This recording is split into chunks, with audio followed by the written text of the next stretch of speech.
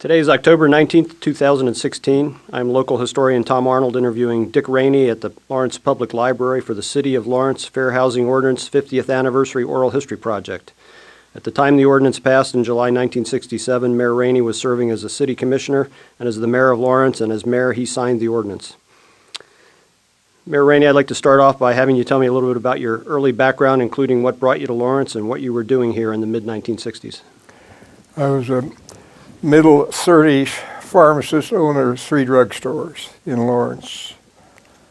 Beyond that, decided to run for the city commission and served 4 years, did not choose to run for re-election.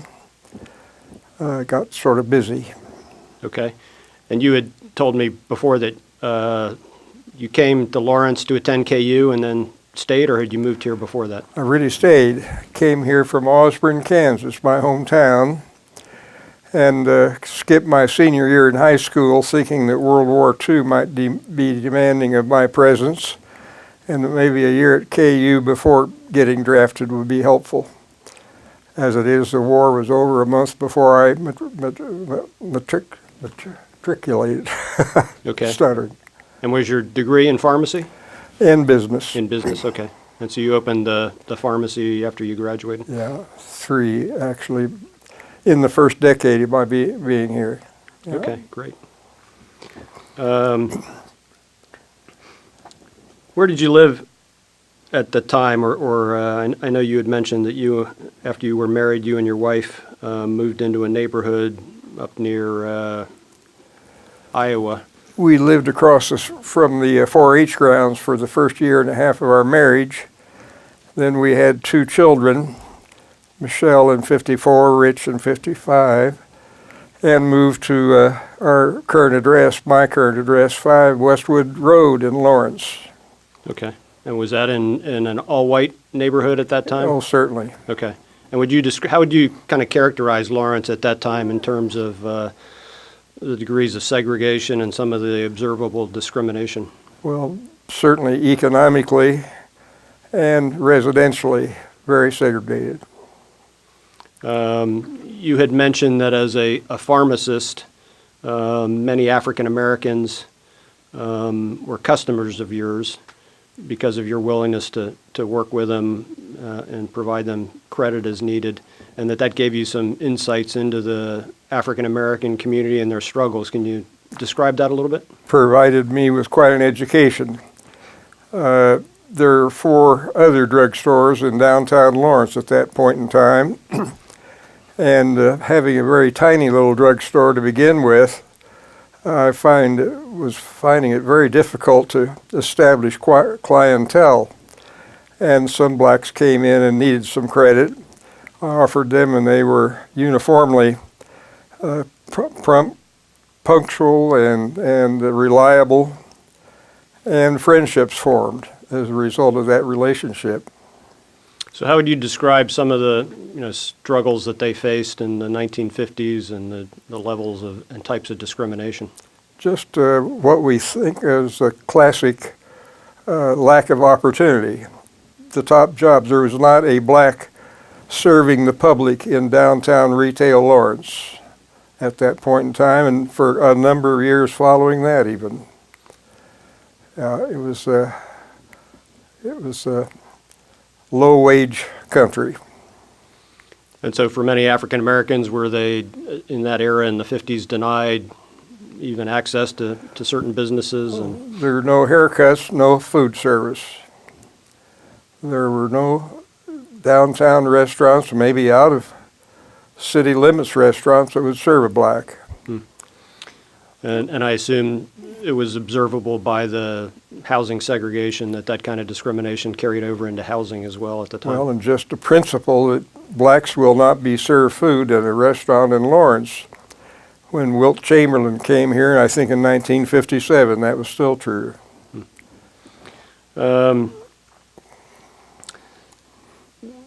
You mentioned that you served from 65 to 69 on the city commission. What inspired you to run in 1965?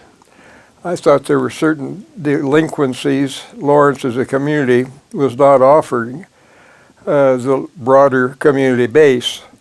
certainly a swimming pool among them.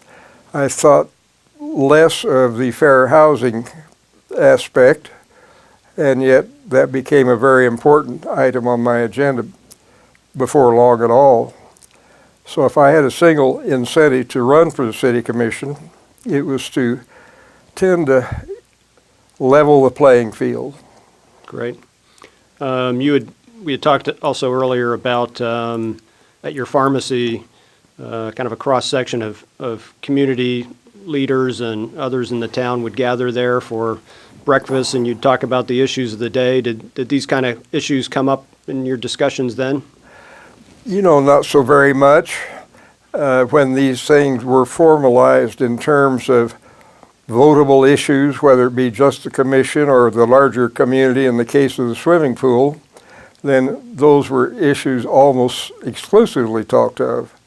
But prior to that time, memory fails me. We had a lot of fun, but I don't know what we talked about. Okay, fair enough. You only served from 65 to 69. Why did you decide not to run again? You had mentioned I was busy. Just I life. had the drugstores here and interests in Emporia, Coffeyville, Fort Scott, Ottawa. Right. Were you pleased with what you accomplished during your 4 years? Oh, I would love to have been able to serve longer. But I think my primary mission had been at least partially served. Okay. I'm going to get, before we get into a more detailed discussion of the fair housing and your time on the city commission, I just want to ask you again some general questions about what Lawrence was like in that era. How would you describe, you've talked a little bit about the kind of discrimination that was apparent, but how would you describe kind of the tenor of race relations between the white and the black community at that time? Well, I think it was best described by a industrialist a meeting occurred even after I was off the commission. And the industrialist said that when a patrol car cruised East Lawrence, all the black children waved at the policeman. And some black in the back of the room said, well, if you didn't wave, you got hit over the head. And that probably well described a fundamental problem. Right. Now, obviously, by the late 60s, early 70s, racial tension kind of broke out into some unfortunate violence in Lawrence. But earlier in the decade, in the 60s, did you sense that kind of building frustration and tension within the black community? Not prior to 65. By 67, anti-Vietnam sentiments were running very, very high, particularly at the university level, because those were the students most affected. They were going to Vietnam, and too many of them were getting killed. And did you see, did you have a sense that there was kind of an intersection between the two issues, kind of the race issues and the Vietnam protest issues? As a tertiary thing, but not a primary. Okay. And how about the protests at the university? Obviously, reflected issues related to Vietnam and probably kind of a reflection of national racial issues. But as a local issue and the concerns of local African American residents, what would you say were some of their key frustrations in that time frame? You've mentioned the swimming pool as one. Basic services. They were remiss. I think the larger, older black population were not particularly expecting that kind of thing. The younger people were beginning to understand better segregation, what was happening to them that their parents might have accepted, but they wondered whether they should accept those things. And it's interesting you bring that up, but one of the previous interviewers or interviews that I conducted, the interviewee mentioned that the high school was kind of a hotbed of racial frustration among some of the African American students. Did you have a sense of that or observe any of that? It permeated the entire community, and it focused around the high school. there were some very articulate black voices being heard and stimulating, well, the need for one black cheerleader seemed to be outrageous in certain areas of the white community. It seemed very reasonable when most of the starting football players, or at least half of them, were black, and they couldn't have one black cheerleader. Right. It was purely offensive. Yeah. We mentioned talked a little bit about the pool, but in 1960 there was an initial protest by a number of African Americans over denial of access to the Jayhawk Plunge, which was a private pool, but frustration that there was no public pool available to them and that they couldn't have access to the private pool. Did those protests, what was the reaction of kind of people generally in Lawrence over those protests? And was there concern that this was the beginning of a larger movement that would continue? I don't know that the thought was it was going to be a larger issue in the future. It was a very painful issue focused on that very thing. A lady owned the Jayhawk, or the Plunge, whatever it was called, and denied blacks the option of paying their 25 cents in swimming. And the community had some articulate voices supporting the ladies being able to discriminate on that basis. Others rose up against that thesis. What would you say in general terms were the primary impediments to bringing about change, or groups within the community that were most resistant to change, and what their motives were? I don't know that they were groups as such. I think the Klan existed in Lawrence at that point in time. I would like to minimize the Klan's influence on community affairs, and yet maybe the Klan had some influence. But there were articulate voices that were as segregationist as Alabama ever dreamed of being, Georgia or Mississippi. Right.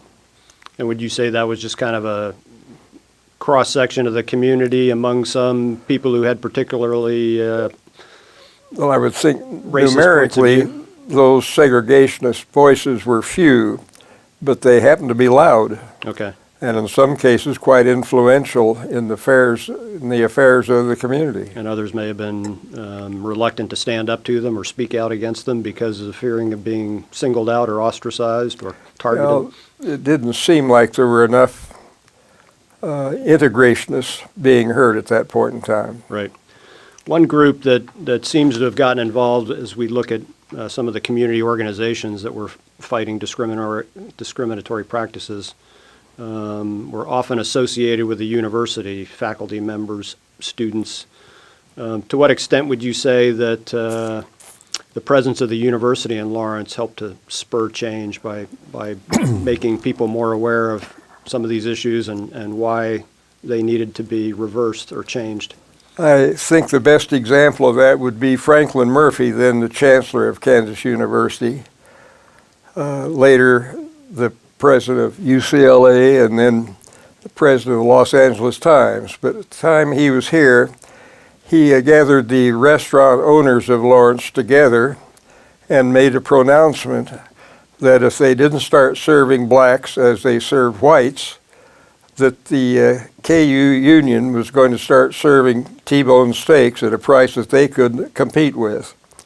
And suddenly, almost all the restaurants in Lawrence opened up their doors to the black community. Right.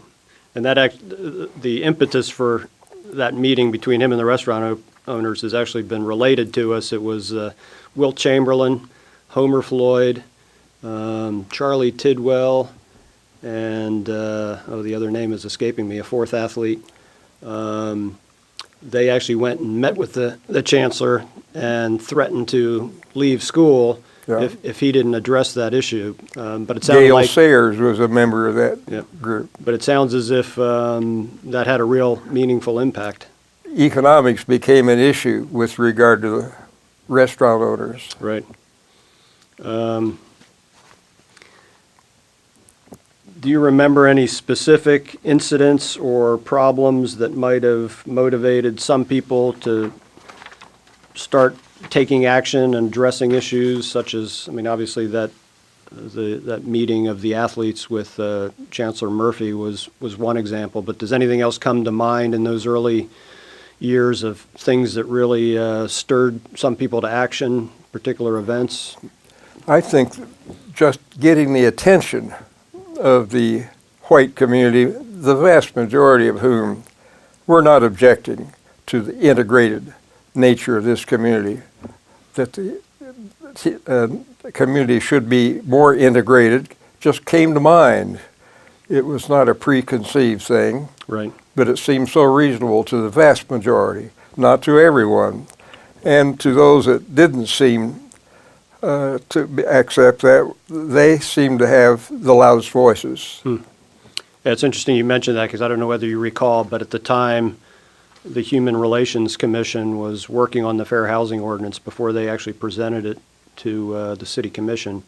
A signature drive was conducted to try and get people to sign a statement that they supported integrated housing in Lawrence, and over 1,000 people signed it. So a pretty substantial portion of the population of a relatively small town. Would that then not have surprised you that that number of people were willing to speak out? You remind me of that. I'd long since forgotten it. I don't think I was surprised at that. Yeah. That someone had the energy and the integrity to make that petition a petition was maybe the surprising thing. Right. And it's interesting, if you look at, and the city is actually plotted out because the signatures or the names of supporters that was published in the Journal World included their addresses, and the city plotted out where all those addresses were, and it was actually quite widely dispersed throughout Lawrence, so it makes it appear that there was pretty widespread support for those kinds of changes, which must have been encouraging to those of you who thought such changes were needed. I'd almost forgotten about that. Yeah. Did you ever feel any pressure as a member of the city commission from some people, or even as a business owner who worked with the, who welcomed the black community as customers? Did you feel pressure from certain segments to not be as willing to make changes that would be beneficial to African Americans or to do business with African Americans? Not so much doing business, but incorporating African Americans into your service corps, whether it be a waiter, a waitress, someone behind a cosmetic counter, or somebody mixing a chocolate ice cream soda. That's where the black community was noticeably missing. And they wanted jobs, but they knew better than to apply. Interesting.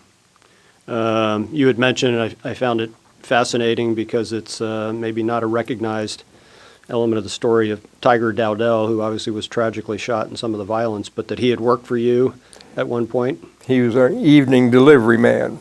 Okay. Very popular with the girls that he hauled across the campus with our delivery vehicle. Because he gave them rides, you Yeah, said? free rides. Yeah, great. Did you have other African American employees? Yes. And did you feel any pressure or take any criticism over hiring, having racially neutral hiring practices? Certainly no criticism directed at me. I probably was a little too big and too frightening to be affected that way. Okay. In addition to your position on the city commission, as well as your role as obviously a fairly prominent businessman, were you involved in any other community organizations that tried to promote ends to discrimination or address discriminatory practices? Not prior to my service on the commission. Post-commission, I was on the Ballard Board, headquarters, Cottonwood, KANU, the university radio station, a number of university committees, yeah. Right.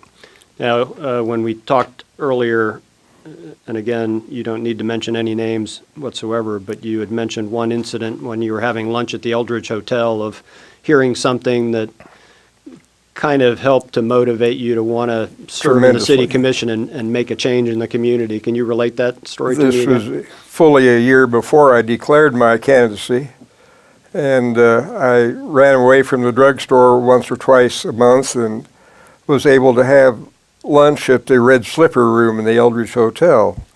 The place was very busy, and the maitre d' said there was one table of four with two guys sitting there, and he would check with them, and it was okay with them if I sat with them. And I sort of knew them, and I sort of didn't. But they were two leading Lawrence industrialists.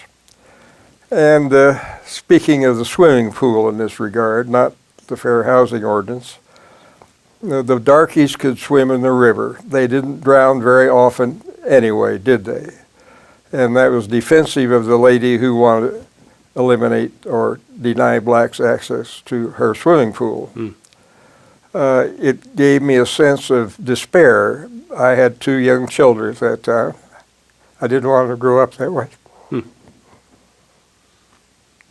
So definitely that was, when you decided to run for the commission, incidents That like that was- were in your mind and were the kind Some- of symptomatic of the sort of changes you wanted to bring about. Some 2 years later, perhaps, and I was then newly elected to the commission, Chancellor Wesco brought me a letter that one of those two men had addressed to the chancellor, and saying exactly the same thing. Well, why don't we just have them buy their own swimming pool if they want to go swimming? And he said, Dick, can you do anything about that? I said, well, that's about 89% of the reason I ran for the commission. Interesting. You'd also related to me an incident where someone came to your pharmacy one day and made kind of a veiled threat about the Klan possibly not being happy with some of the things you were doing. Can you just relate that again? Again, no names need to be mentioned. Well, that was about it. He was a dedicated customer and patient, and I was surprised that he addressed me on that score because he knew me well enough to know where I stood. But he told me candidly that some of the Klan members were terribly disappointed in me. They were my patients and customers in many cases. And he said, Dick, would you like to see a list of them? And he pulled a list out of his pocket. And I said, no, I think I'll be very happy to sleep very tight tonight and not know their names. Now, I'm sorry I didn't. I didn't look at that list. Was that while you were a member of the city commission, or was that Yeah, before? yes, Okay. that was. Yeah, that was when we were dealing with those issues: Right. fair housing, swimming pool. So clearly there were some people in town who weren't necessarily happy with the Terribly direction things were. unhappy. Yeah. That's disappointing to hear, but not surprising, I guess. When you became a member of the commission, you've already mentioned the swimming pool, but what particular issues were you most concerned about and most hopeful that you could bring about positive change? You know, I don't think I had a long-range view beyond those issues we've already visited concerning. We were interested in better streets, but these were mechanical things. We had a gifted city manager, Ray Wells. Ray, incidentally, was a spiritual guide in our efforts to create the Fair Housing Ordinance and the swimming pool. He offered us lovely guidance. Ray was a far-seeking, far-looking manager, knowing what he thought we should be thinking about in terms of improving this community. Ray was a mechanical guy too. He knew the pressure behind all the fire hydrants in town. So he wasn't just a dreamer. He was a technician and excellent in both regards. Great. How would you characterize the receptivity of the commission at the time in April 1967 when the Fair Housing Ordinance was brought up to you? Was it greeted with a fairly open mind, or were there set positions already, do you think? You know, with the passage of that ordinance, I was amazed, I think all of our commission was amazed at how little organized or even how little outspokenness there was denying the validity of that as a thing a community should be about. I think there were those that probably quietly didn't like for it to happen, but they didn't articulate a case, nor did they try.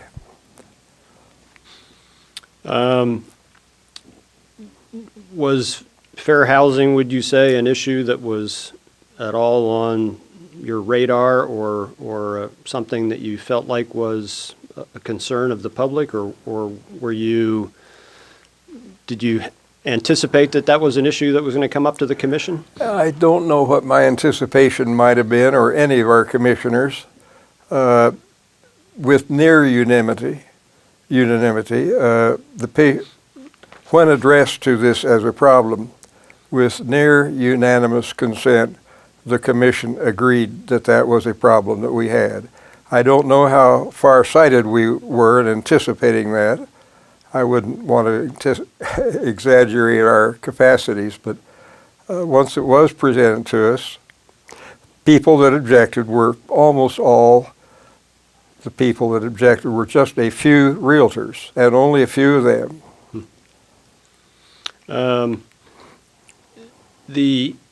There was actually a group called the Lawrence Fair Housing Coordinating Commission. I don't know whether you remember them at all, but they were kind of an umbrella organization of the NAACP, the League of Women Voters, the United Church Women of Lawrence.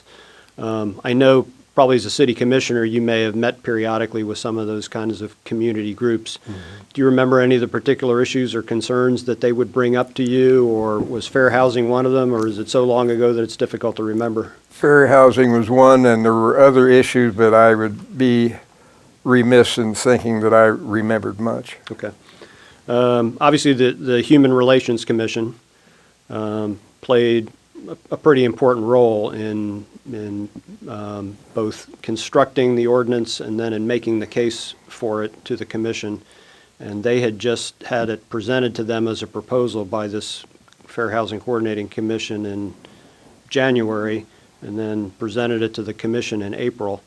How would you characterize the relationship between the City Commission and the Human Relations Commission in that time frame? Was it a group you all trusted their judgment? I know it was a number of fairly prominent citizens in town. Well, Fred Six articulated the Human Relations Commission goals eloquently. Fred was a bright young attorney then, later to become, as we know, a Kansas Supreme Court justice. Fred presented his commission's views in such an articulate, understandable, reasoned way that you would have to be pretty stubborn not to listen carefully. Very good. And he was really the primary author, and I asked him how that fell into his lap. It was either because he was the secretary of the Human Relations Commission or the fact that he was an attorney, but he ended up being really the primary author of the ordinance. I don't think we changed one word in the ordinance as he presented it to us. Okay. And it was interesting that he modeled it after, and I don't know whether you recall this, but a great deal of it was modeled after Iowa City, Iowa. City. We felt we were the number 2 city in the country. I don't know that we were, but we felt that we were. Yeah. Well, so you don't recall that there was any effort to wordsmith or fight over any of the wording, that it was pretty well accepted as it was written? I think exactly as it was written. Okay. That's my memory. Yeah.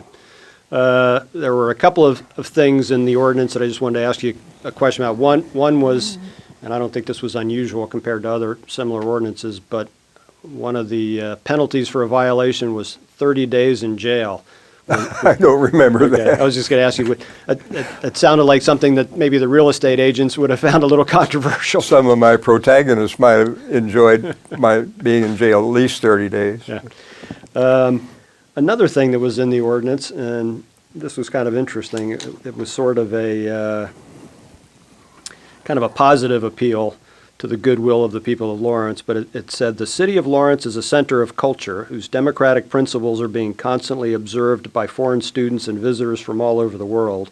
And then it went on to kind of use that as a justification for why we should have fair housing in the city. Was that kind of larger consideration something that the commission viewed persuasively? I think so. So really, the city's reputation was, besides just doing the right thing, the city's reputation was certainly something of concern. We represented the flagship university in the state of Kansas, and for honestly several states around, and that we should as a community be so far behind an enlightened university attitude was offensive to many of us, Right. wanting to call Lawrence our home. And I don't know whether you recall, but both, I think it was the Vice Chancellor Surface wrote a letter. Jim Surface. Jim Surface wrote a letter to the commission at the time supporting the ordinance and saying it conformed with the university's housing policies at that time, which had gone through their own process of evolution till they had finally embraced non-discrimination in university housing. But also Ted Owens, who was then the basketball coach, wrote you all a letter and said how important this was to him because when he went out to recruit athletes, he would promote Lawrence as a city which would be desirable for them, and particularly selling it to their parents, that it would be desirable to having their student athlete attend the university there. So was the university's support important to you all in the process? Oh, very much so.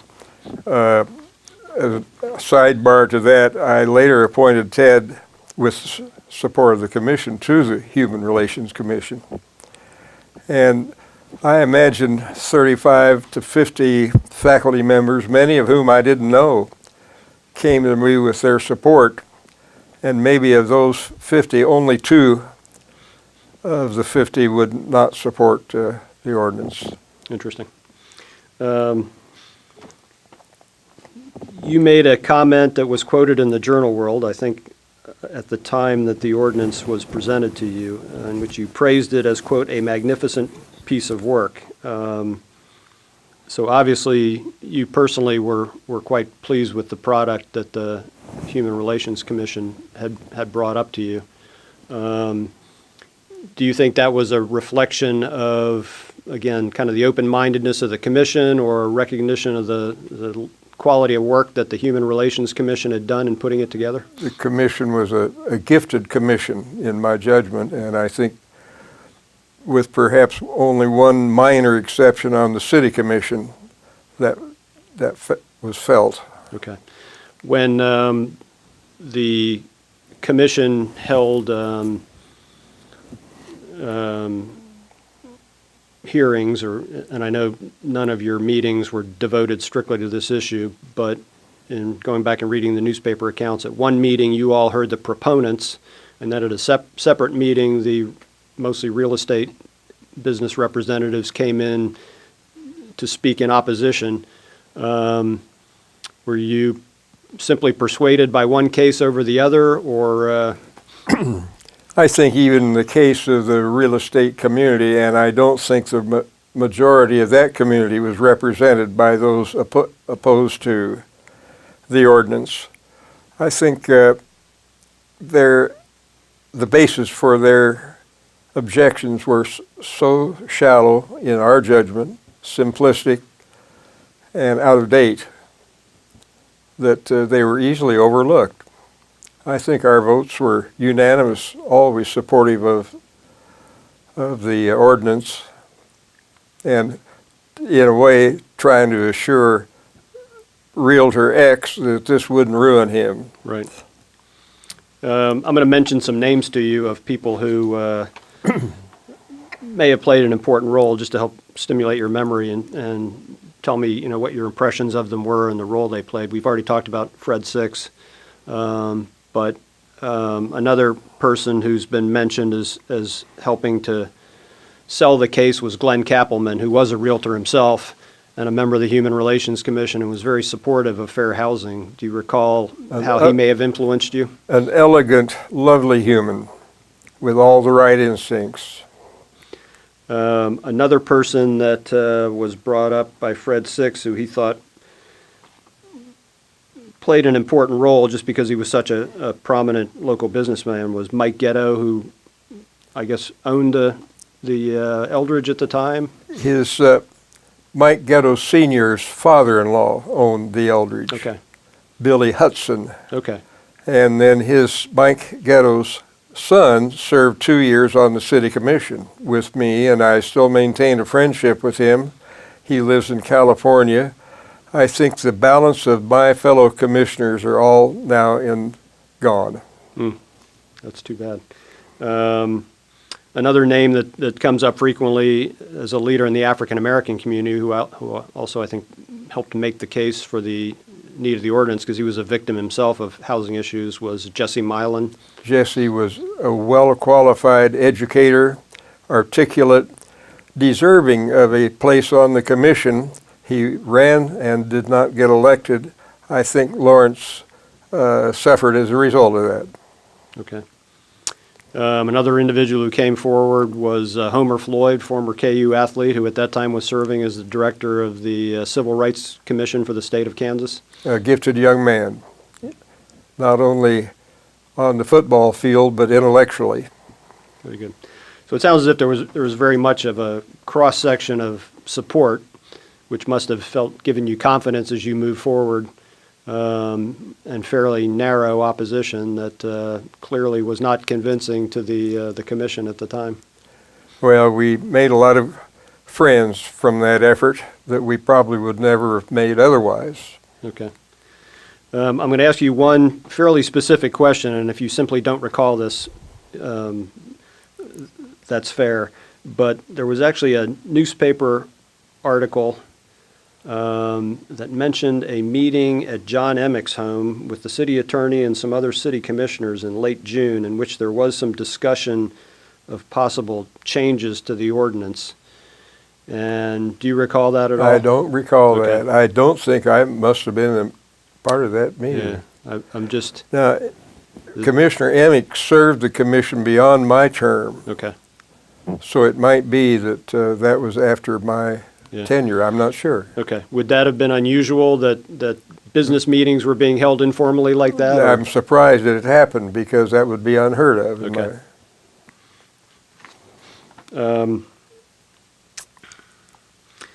There was also some mention that a couple of people suggested that the ordinance should have been put to a public referendum. Was there ever any consideration of that, or did you ever feel any pressure to do that? Not by this commission. There Okay. might have been voices outside, but not in this commission. So no discussion among yourselves that you would ever have considered doing that? We were so unanimous in our thinking, both appointed commissions and elected commissions.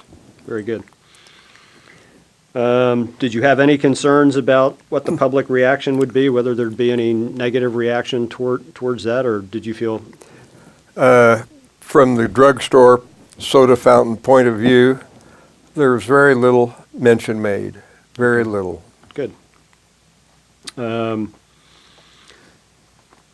So given the passage of the Fair Housing Ordinance and the fact that there didn't seem to be much overt opposition to it, would you say, and I think we've already kind of touched on this, but if you could just elaborate on your thoughts, that the community in general, other than some small group of voices, was fairly receptive to change? I think they were almost inattentive, nonplussed. You see, this ordinance only affected those people in the commercial area, residential commercial area. It didn't affect private homeowners. It didn't affect a person that had a spare bedroom that they would rent to a student. Right. So unlike the swimming pool, which affected taxpayers, affected your sense of race, being in a swimming pool with a black body, that affected a much larger segment of the community. Right. And since you bring up the swimming pool, it was later in 1967 that the bond finally passed to build the public swimming pool, but that was, I think, on the third attempt. Yeah. What would you say was the nature of the opposition that caused it to fail the first two times? Was it race concerns, or was it simply the public not wanting to put forward the money, or a little of both? I think it was 80% race and maybe 20% economics. Okay. I enjoyed my interaction with merchants.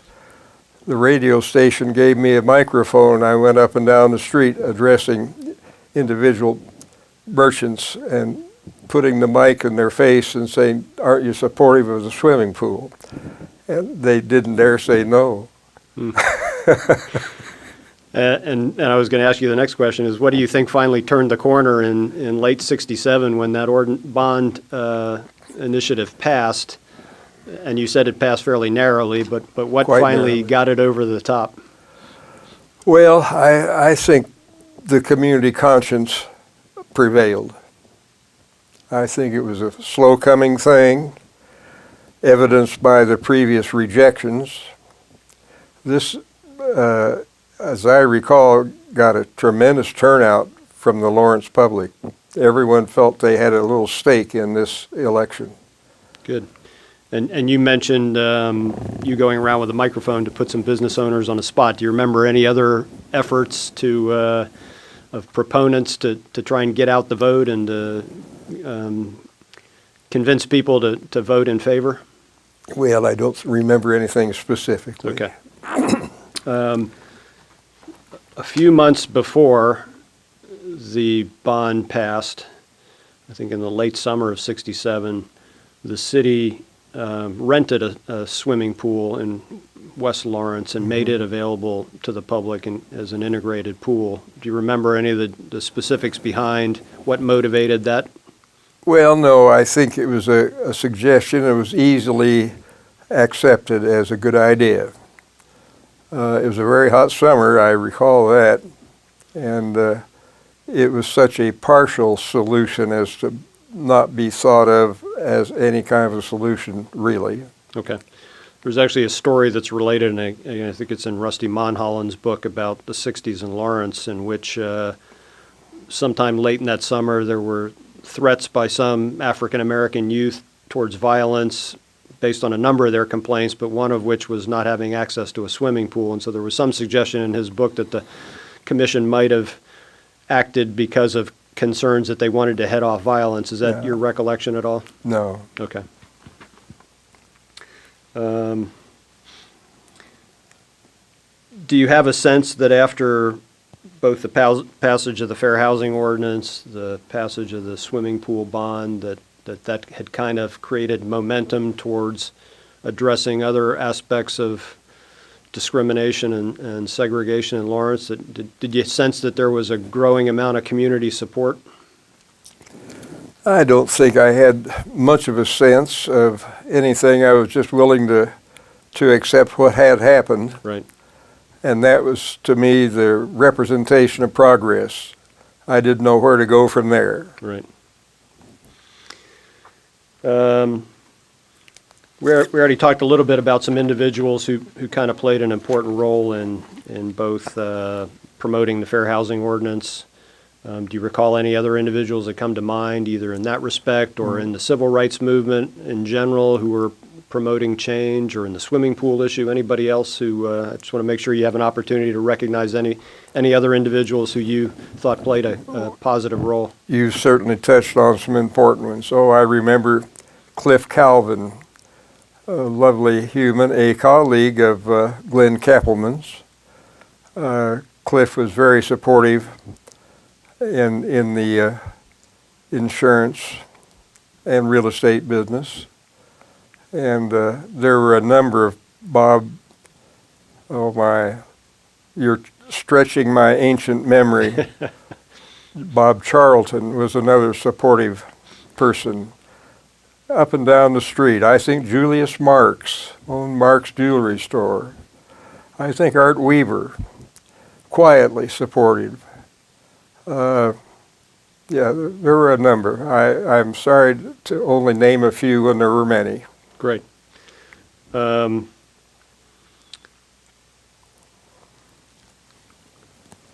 just see if we've kind of covered a number of things.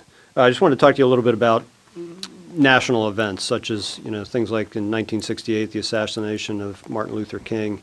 Did you see that particularly as we got into the late 60s and there was turmoil in the country, and some of that may have spilled over into some of the unrest in Lawrence, how did you see the community's perceptions of larger national issues and how they influenced what happened in the community? Interesting, as a sidebar, our commission was meeting with some aggrieved black citizens in the building on Massachusetts, the senior center, and someone came in the room and whispered in this lovely black lady's ear that Martin Luther King had just been killed. She was there to protest her father, who had been on the garbage truck for 20-some years, never allowed to drive the truck, even though he'd never had an accident. He was always on the back end of the truck. Now he was too old to be jumping up and down off that truck and back on, and wondering why her father was where he was. Yeah.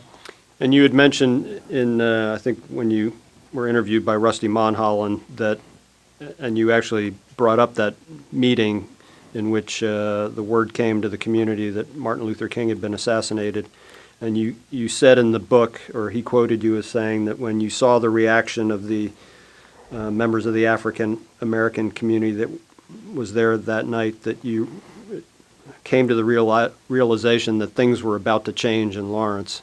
Can you just elaborate on that a little bit and kind of characterize their reaction and what you saw in their eyes that led you to know that this was a groundbreaking event that was going to lead to change? Well, it was, to me, visceral. I couldn't point to a single thing except what kind of a commission would not address that girl's father. And we did. Yeah, good. And I think often it's the little things like that that end up adding up and making a difference over time. Were you surprised, and this would have been mostly after your tenure on the city commission, but were you surprised at the kind of unrest and violence that broke out in the late 60s and early 70s in the city and on campus? Well, I'm really not surprised, because the nation was rising up against the Vietnam War. And we had a concentration of people that age group who were going to be vitally and perhaps terminally, fatally affected. And so the emotions ran very high, not at all surprising. Yeah. Keeping a lid on somehow was the challenge. Right. And I've talked to a couple of members of the, I don't know whether you remember Ron and Don Dahlquist, members of the police department, and they... Twins. Yeah, yes, they are. And they described the challenges they faced in a very small police department. Very small. That was trying to handle this unrest. And some of the descriptions that I've read of the violence, gunfire in Lawrence, did the city seem like a very dangerous place, and did order seem to be highly tenuous for the average citizen, that you kind of lived in a bit of fear? It didn't affect me that way. I bet it did some. I was young enough to be bulletproof, and maybe if I'd been my age now, I would have been more concerned. In terms of affecting the larger community, I can't hardly believe that we felt that way. We knew the affected population and almost had to stand aside. Didn't know how to remedy Right. So it just kind of had that war. Yeah, kind of had to let it burn itself out and let the frustrations be unleashed, and then hopefully order would eventually be restored. Do you feel like, as a longtime member of the community, that after that very difficult period was over, did it play, in an unfortunate way, any positive role in continuing to promote change in Lawrence? I'd have to study that as a question. Okay. I don't have a ready answer. Yeah. I think often change is incremental and sometimes difficult to measure, other than, They are. things like the swimming pool obviously was one that was very visible and Yeah. affected people immediately, but many other changes, like probably to the fair housing ordinance. There might have been a few dozen other incremental changes. Right. So slight as to Yeah, be hard to remember. right. In reflecting back on the role you played as a member of the Lawrence City Commission for 4 years, what accomplishments are you most proud of? Oh, I think those two. I think my public service career is wrapped up with those two. Very good. Thinking back on that fairly tumultuous period and the struggles of people to bring about change, what do you think young people today can learn from that and take away as lessons in terms of promoting social change and community activism today to try and make Lawrence or any community a better place? Well, I'm pleased that we're so far advanced from where we were in the era that we're talking about here today. Certainly there are mountains yet to be climbed, but we're in better shape now, Right. and progress is yet to be made. Yeah. One thing that's fairly evident in going back and looking at how the fair housing issue worked its way up to finally getting to the Human Relations Commission and then to the City Commission is that it was very much, or in very many respects, kind of a bottom-up, community-based movement that involved organizations, as I mentioned before, the NAACP, the League of Women Voters. There was a group called the League for the Promotion of Democracy, other groups like that. Do you believe that kind of community-based social activism is a way to bring about positive change, even though it can sometimes take a long time? Well, I certainly thought that in that era past. I was an enthusiastic member of the Elizabeth Ballard Center, North Lawrence, Penthouse, Cottonwood, headquarters.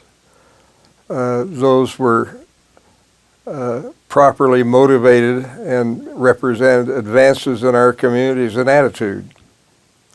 So yes, I'm enthusiastic in that sort of effort. Yeah. Are you still involved in any of those No, kinds of efforts? I became too long of tooth. But I'm sure you probably are still associated with people who are, and I know you represent a member of the community who's had a long history of trying to bring about positive change. So. Well, with the help of my grandsons, and we still enjoy contributing to all those things we can manage. Great. Well, I have come to the end of my questions. I just want to give you the opportunity, if there's anything we didn't cover or any other stories you remember that you want to have the opportunity to relate while you're here, I open the floor up to you for anything you'd like to add. Tom, it's been a good visit. I've enjoyed it. Thank you. Great. Well, thank you very much. And again, thank you for participating in our project, and thank you for the important role you played in bringing about the Fair Housing Ordinance in Minimal. Lawrence. Minimal. All right, sir. Good luck. Thank you very much.